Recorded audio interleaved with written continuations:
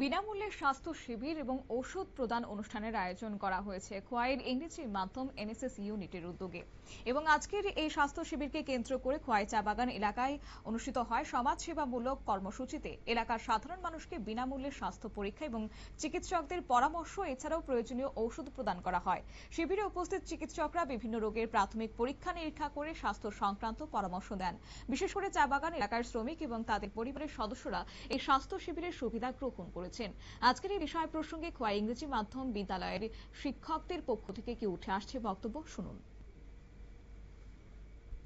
NSS ইউনিটের 7 দিনব্যাপী যে এনএসএস স্পেশাল ক্যাম্পের কর্মসূচি হিসেবে আজ ধলাবিল টি গার্ডেন মন্দির প্রাঙ্গণে একটি হেলথ ক্যাম্পের আয়োজন করেছি আমরা। এই হেলথ ক্যাম্পে আমরা health screening, health check up, free medicine সহ আমরা একটা মিষ্টির প্যাকেটও তুলে দিচ্ছি প্রত্যেক দুস্থ রোগীদের কাছে।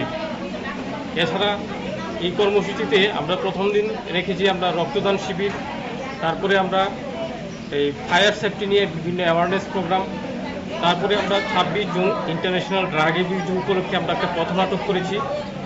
তারপরে আমরা বিভিন্ন প্ল্যান্টেশন, বিভিন্ন স্বচ্ছ ভারত অভিযান, এছাড়া আজকে আমরা এই কর্মসূচিতে এখানে ধলাবিল প্রাঙ্গণের মন্দির প্রাঙ্গণে দুস্থ রোগীদের মধ্যে একটা ব্যাপক উৎসাহ লক্ষ্য করা যাচ্ছে।